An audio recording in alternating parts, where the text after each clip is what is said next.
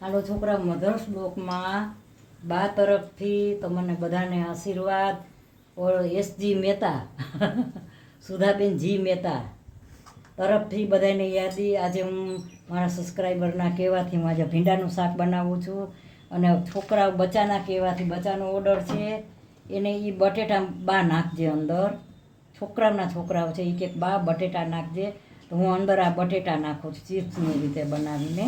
આ ટમેટા છે, આ લસણ છે, અને હું પહેલાં એમાં મરચાં તળી નાખું તો વાંધો નહીં, તો તળી શકવામાં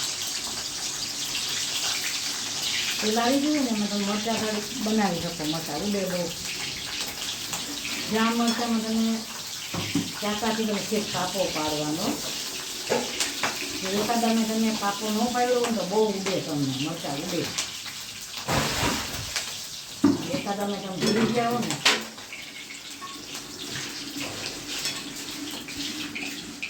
જ્યાં મરચાં તળાઈ ગયા, હવે એમાં છે ને જ્યાં આમાં મીઠું છાંટી દે. ના, મીઠું છાંટતી નથી અત્યારે. મીઠું છાંટું ને તો આ પોચા પડી જાય. હવે આ તેલ આવી ગયું છે. હવે તેલ આવે ને તો હું જો હમણાં જા પહેલાં રાઈ મૂકવાની. અને જીરું મૂક્યું, રાઈને જીરું મૂક્યા તમે.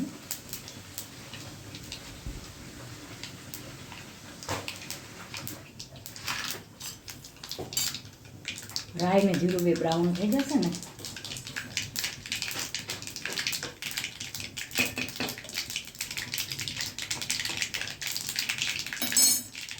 ભીંડો છે ને એને બનતા વાર ન લાગે, પણ બટેટાને બનતા વાર લાગે. એટલે મેં શું કર્યું છે, બટેટા બાફી નાખ્યા છે.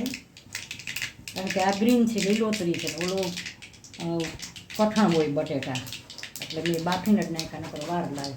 ડિફરન્સ થઈ જાય અલગથી સાફ. રાઈ અને જીરું આવી ગયા છે, હવે મેં એમાં હિંગ નાખી છે. હવે જો આ છે ને આ લસણ નાખું છું. આચો વઘારે લસણનો જ છે. ગેસ બંધ કરી દે, આ વઘાર બળે નહીં. આ વઘારની જ ખૂબી છે. જો વઘાર તમારો સરખો ન હોય ને તો નકામ. જો આમાં છે ને મેં ગેસ બંધ જ કરી દીધું છે, કારણ કે વઘાર બળી જાય, પાણી ન હોય ને. હવે ધીમો રાખ્યો ગેસ. હવે હું છે ને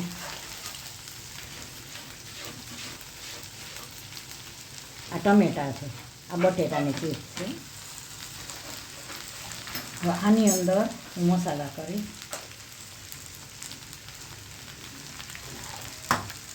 આ પેલા લીંબુ નીકળ્યું છે, આ લીંબુ નીકળ્યું.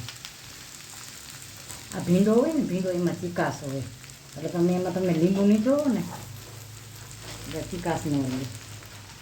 હળદર નાખીને હવે હું સાકર નહીં નાખું, તમે ધારો તો સાકર નાખી શકો, પણ આ દીકરાની દીકરીઓ બે છે ને એ સાકર નથી ખાતી, એ સાકરવાળું આ મીઠું નાખે છે. પણ આમાં સાકર નાખી શકો. મીઠું નાખ્યું ને આ ધાણા જીરું નાખ્યું. હવે આમાં હું છે ને હજી થોડુંક લસણ નાખી 5 મિનિટ. હાલો, આ છે ને આ લસણ છે, આમાં થોડુંક પાણી નાખ્યું, લિક્વિડ વાળું લસણની અંદર થોડુંક પાણી નાખ્યું છે. પેલા મસાલા મિક્સ કરી નાખું.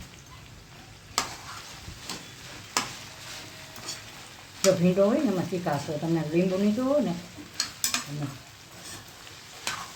થોડીક વાર ધીમે તાપે કરવા દેવાનું. આમાં લગભગ કોઈ પાણી નાખે જ નહીં, પાણીવાળો ભીંડો ન હોય. પણ તમે ઉપર પાણી મૂકી શકો. ઉપર તમે થાળીમાં પાણી મૂકવાનું, એટલે થાળીમાં પાણી મૂકો ને આની ઉપર, એટલે એ પાણી ગરમ થાય ને એની વરાળ થાય. વરાળનું પાણી આમાં પડે ગરમ. બાકી આમ સીધું પાણી નાખો ને તો શાક બરાબર ન થાય. જો હું આની ઉપર છે ને, હું આની ઉપર હવે થાળીમાં પાણી મૂકીશ. બહુ સરસ થઈ જાય. આમાં લસણ નાખ્યું છે, લસણ ખાસ નાખવાનું. હવે હું આમ ઉપર પાણી મૂકીશ ને એટલે વરાળનું પાણી ને ધીમે તાપે સરસ ચડી જશે.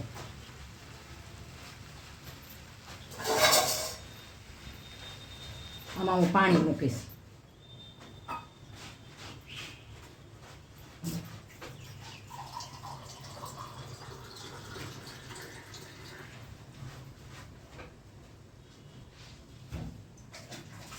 જા વરાળે વરાળે થશે હાઈ ક્લાસ.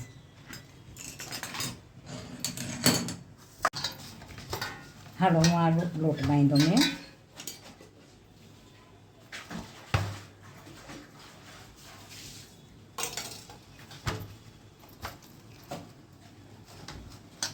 ઘણા છે ને અંદર મોણ ન નાખે ને બારે રોટલીમાં ન નાખે.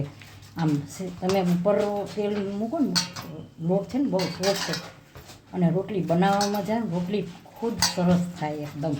હવે આ છે ને જો હું હવે ઢાંકીને રાખી દઉં 10 મિનિટ. અને આ જો ભીંડો થાય છે હવે આવી જ રીતે બનાવવાનો. હવે હું આ ધીમે ધીમે આમાં જો ચમચો ફેરવીશ. જો પોચો પડી ગયો ઘણો જોઈ હાઈ ક્લાસ. આમાં ઘાટો રસો થાય પડી ગયો ને પોચો. આમાં જો બટેટા બાફેલા હોય અને ભીંડો છે એ લીલોતરી હોય ને એટલે એને બનતા વાર ન લાગે. એટલે જો સરસ થઈ ગયો હાઈ ક્લાસ. આથી વિશે શાક ન હોય શું આમાં કોઈ કમી નથી. લીંબુ નીચોયું છે જો આવી રીતે. હવે આને ચડી જાય એટલી જ રાહ જોવાની. માથે પાણી મૂક્યું છે અંદર પાણી નહીં નાખવાનું. બસ આવી રીતે ભાત બની ગયા છે હાઈ ક્લાસ થઈ ગયો છે ભાત. ઘણા એમ કે ભાત ને ભીંડો બે ના ભળે. એ વાત સાચી છે હા કે ભાત ને ભીંડો ન ભળે. પણ આની યારે છે ને બીજું શાક છે હજી બીજું બનશે. આ તો મારા સબસ્ક્રાઈબર કહે કે તમે આ શાક બનાવો ભીંડાનો એટલે મેં ખાસ બનાવ્યો છે આજે. બાકી ભાત આરે બીજું શાક બનશે બટેકાનું. જ્યાં સરસ બની ગયા બટેટા. આને છે ને પાણીમાં ન રખાય ને પાછું બગડી જાય. આ સરસ ભાત બની ગયા. આ મરચાં હવે જો આ ભીંડો દેખાડો જો આ ભીંડો છે ને જો વરાળનું પાણી થયું ને વરાળનું પાણી થયું સરસ બની ગયા. એમાં જો તમારે ઓમ પાણી નાખવું જ ન પડે. વરાળનું પાણીથી બહુ સરસ શાક બન્યું. એમાં સાકર નાખો તો ભલે ન નાખો તો કાંઈ નહીં કોઈ ફરજિયાત નથી પણ શાક બહુ સરસ બન્યું હાઈ ક્લાસ. જો આ બની જ ગયું છે હવે સરસ થઈ ગયું છે. લોટ બંધાઈ ગયો છે રોટલી બનાવે થઈ ગયું છે શાક. મધ્યશ્લોકમાં બા તરફથી સ્વાગત ને આશીર્વાદ. મારી ચેનલને સબસ્ક્રાઈબ જરૂર કરજો અને સપોર્ટ કરજો. અને જો આ ભીંડાનું શાક બનાવ્યું છે. આ ભીંડાનું શાક, આ રોટલી, મરચાં તળેલા, કેળાનું અને આ રસ અને આ ભાત. હજી બીજું શાક છે. તો જુઓ મારી આ થાળી કેવી લાગી. મારું ભીંડાનું શાક બહુ સરસ થયું છે. સારી લાગ્યું તો લાઈક કરજો, શેર કરજો, કોમેન્ટ કરજો અને સબસ્ક્રાઈબ કરજો. અને ભીંડાનું શાક બહુ ફાઇન બન્યું છે. આથી વિશેષ ન બને. બધી વસ્તુ નાખીને ફાઇન બનાવ્યો છે. તો બાય બચ્ચો.